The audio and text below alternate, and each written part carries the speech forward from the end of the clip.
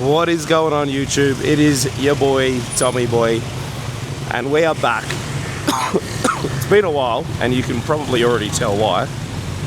Your boy got sick the other day, and I've only just recovered my voice. I did continue training. It was only a head cold. I sounded a lot worse than I felt, so I decided to just fucking stop being a bitch and get my sessions done regardless. We are in Dalat. I am across the road from Hoang Vu Fitness. That is it there. And I'm going to get some chesticles done today. Hopefully they've got some decent kit. Again, it doesn't have to be a session that you know I'm going to ride home about, but as long as it's productive and as long as, again, we get a juicy pump, justify a few extra calories at dinner time, that's all we're here for.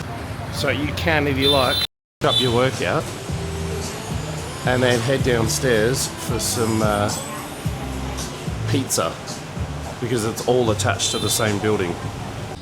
Alright, so we've just finished up in the gym. We were actually on the way for some Vietnamese yellow curry, which is basically just like a yellow curry, of course, with some banh mi.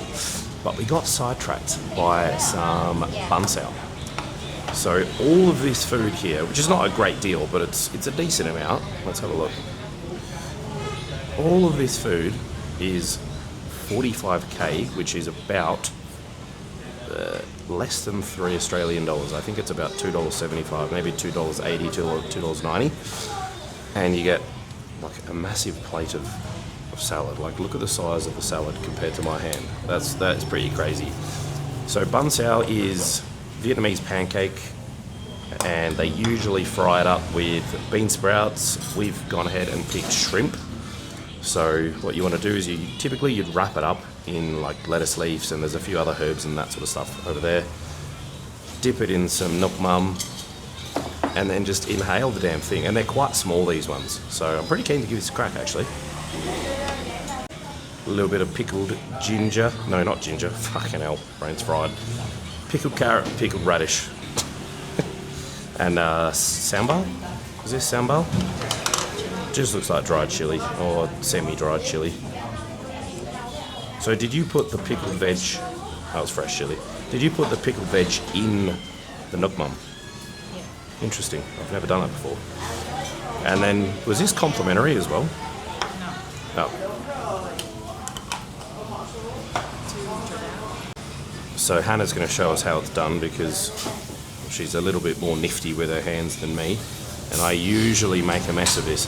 So in her left hand at the moment, she has a rice paper roll. These are one of those instant rice paper rolls, so you don't need to dip it in water or anything like that. It's pretty much edible straight from the get-go. And then she's going to break up a couple of pieces here of the banh sao and whack it into the rice paper roll. Look at that prawn. Let's go. Then you roll that shit up, and then you want to dip it, and then you want to eat it. Thank you, babe. Look, it's the size of my finger.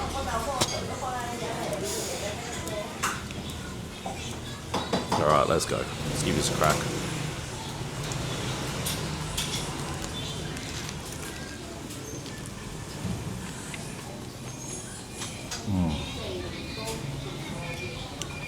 That is really fucking good. There's quite a lot going on there, because you got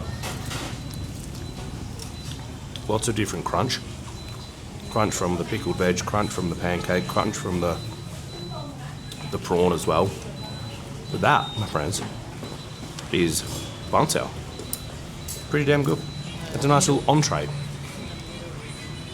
Yeah, so I think it's in the northern and more of the middle regions of Vietnam, the banh sao is a bit smaller, whereas down south, I think they're a lot bigger, right? I quite like this size, because you can break it up into like 3 pieces, like we have done here. Oh, look at that. That's a good one right there. But yeah, this sauce is fucking amazing. So you want to give it a good dip. A little bit of chili on there, a little bit of prawn, a little bit of pancake, lots of herbs.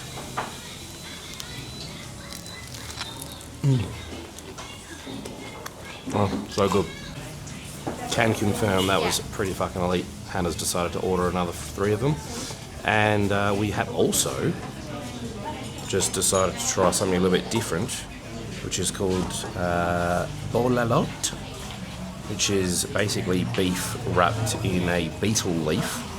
And that is not betel, B-E-E-T-L-E, it's B-E-T-E-L, non-bug related. And then we've got like a little bit of rice vermicelli noodles. So I don't know how we're supposed to eat these ones. Do we just smack it in the gob, or do you wrap it in a rice paper roll? Wrap it in a roll? Yeah, whatever you want apparently. I might just try one of these little, if you want to wrap it for me, you can. If you think it's going to be the best way to consume it, then I will defer to your judgment. I actually thought I'd finish filming here, but not going to lie, it's quite addictive, and every mouthful I had just got a little bit better. This is particularly heavy on the fats because the bun sao is obviously a pancake. This one here is not as high in fat, but it's one of those things where I'm going to need a carb and protein load off the back of this meal, because this is kind of like entree, let's be honest. Your boy ain't getting filled up by this sort of food unless I'm having a truckload of it. Alright. Thank you, babe. That is pretty fucking aesthetic, isn't it? Oh, I'm so keen. Alright. Well, let's do this. Little dip. Let's give it a taste.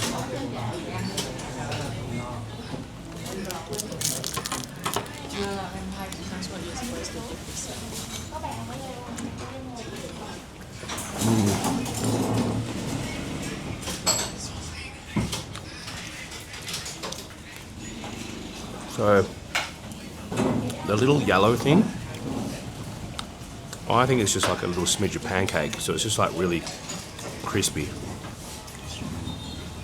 And they've just brought out this sauce, which is probably what I was supposed to wait for, because this looks like it's supposed to go with the bolalo.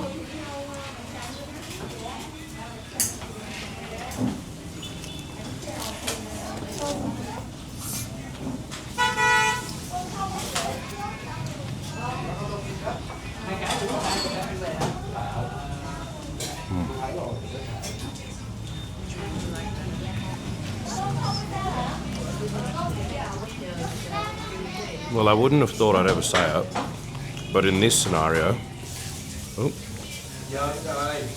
the bolelo actually goes better with this sauce. It's just a more like meaty sauce. And this is actually one of the best things I've had on the trip so far. That's fucking good. Absolute quality. Alright, I do believe that is the last time I'll be reviewing a food from this particular restaurant. But who knows? We might just end up chilling here and getting another feed. We'll see.